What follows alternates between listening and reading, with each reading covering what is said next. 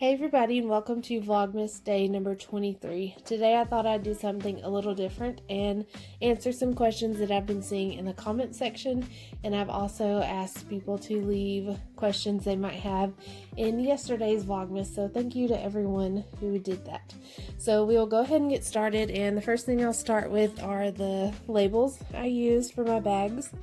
And I bought these from Etsy, so I will link that in the description box below along with everything else that I'm talking about today.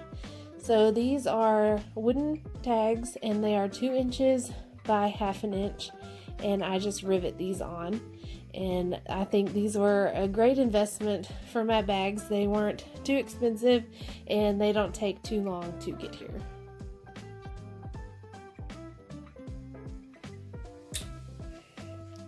Next up are the pins that I use, and these are Pilot brand, and they are the friction fine liner, and I really love these because they are removable with heat. So if you accidentally mark somewhere you weren't supposed to, you can just take your fabric over to the iron and remove it.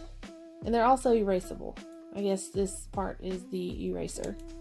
I've never used that. I've just used my heat press to remove any marks that I might have made on accident.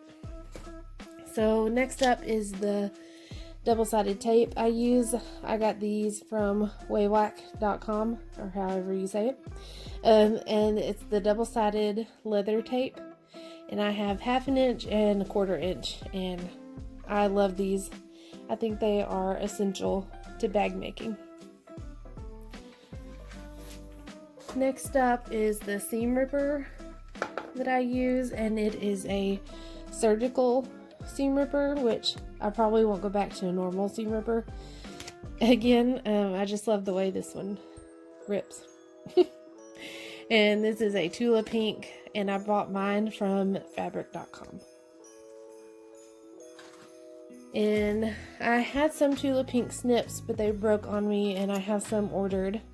But until then, I've been using these, which I got from Amazon, and I don't particularly like. So I can't really recommend these. They're just cheap replacement snips. And next up are the needles I use for my Juki DU 1181. And this is the Schmetz brand, I believe is how you say it. And they are a size 19.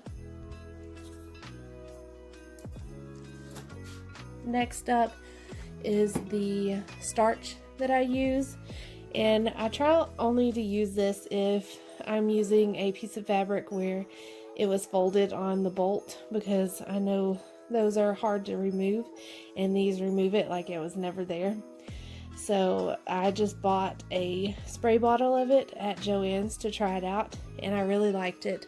So I ordered this gallon from Amazon, and I just refill the spray bottle whenever it's running low, which it is right now because I had to spray all of those 266 squares for that Christmas quilt, so I ran out. And next up is the thread I use.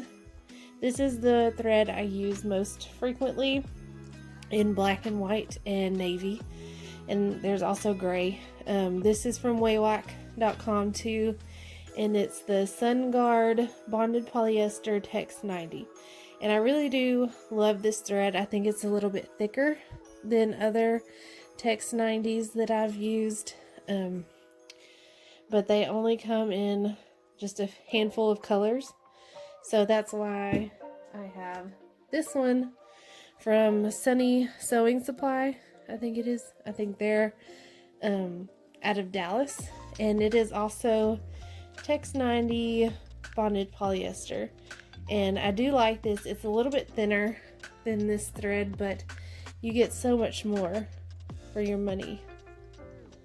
So I'll probably order, whenever I run out of white and black, I'll probably order again from Sunny, just because you get a lot more out of it.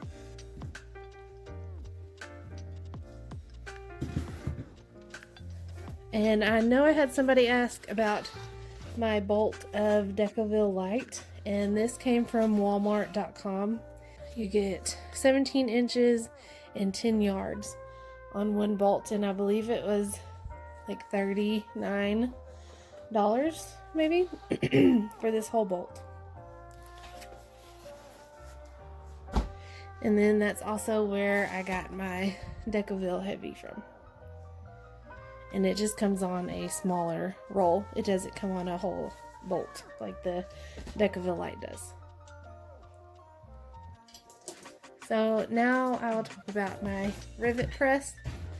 And I got this from goldstartool.com, which I know a lot of people have had problems with their press and the actual customer service, but I've never had any problems out of it or the company. And that's where I also buy my rivets that I use and all of the die sets. This is the hole punch die set, and I can't remember what size this is, so I will put that in the description box below too. So that's the rivet press I use, and then the rivets I use for handles and most everything on the bag besides the tags are a 9mm, and then the rivets that I use on my wooden tags are a 6mm. And next up is the zipper tape that I use. This is from my Handmade Space, and I use the number 5 most often. I've used number 3 as well, and both are great quality. And I just order in bulk. I want to say this is 15 yards. That sounds like a lot, but I think that's right. And then I just ordered, they come in a set, and I just ordered what came with that yardage for the zipper pulls. The last little notion I wanted to talk about are the bobbins that I use, and these came from Amazon, and I think it's a pack of 100, which you can tell I've hardly even made a dent in, but these are nice to have because my cat likes to bat my empty ones around the room, and then they're just lost for forever. So it's nice to have this amount around.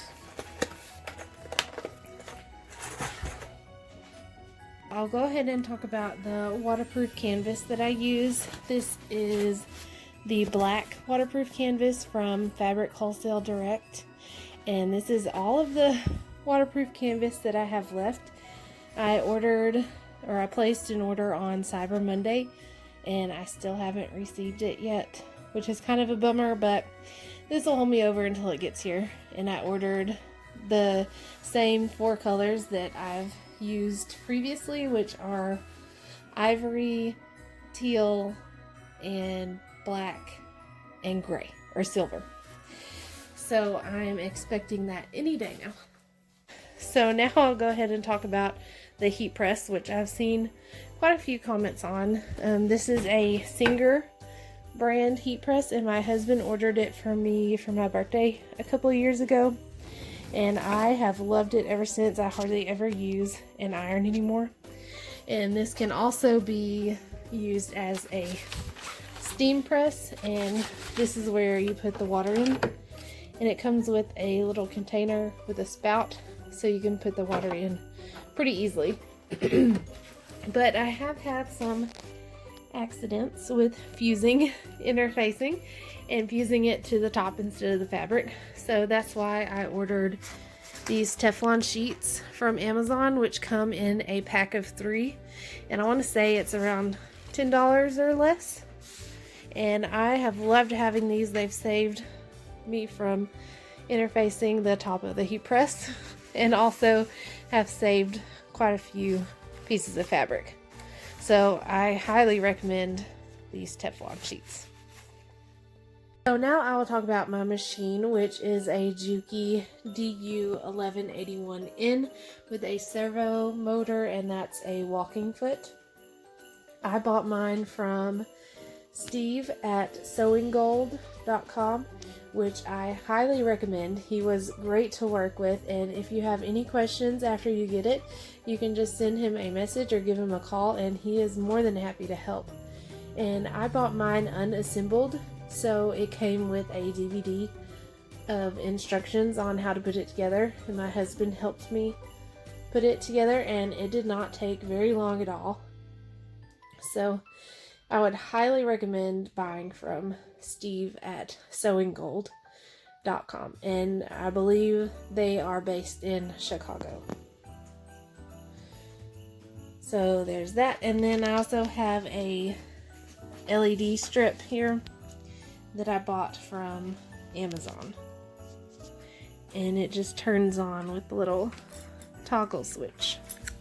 So someone asked how I stored my bags for craft shows or just to sell in general, and right now I have all of the zip and goes I've made are just hanging on my pegboard here with some ID wallets.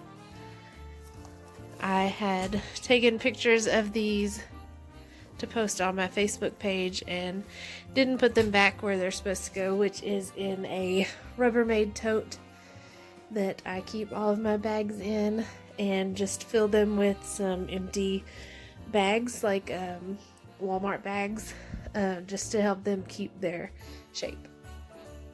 So that's the tote that I keep all of my bags in to sell, just to keep them out of the sunlight so they don't get faded or get anything on them. And this is where I keep my bags for craft shows, and all of my interfacing and batting and some extra thread that I don't really use that much anymore, and some more interfacing. And then this is where I keep my vinyl. It's just a curtain rod in the closet, just so that it doesn't get folded up, and it hangs nicely, and it's pretty easy to get the vinyl that I need out. So someone also asked where I was located, and I am in Southwest Arkansas, not too far from Louisiana, and then not too far from Texas.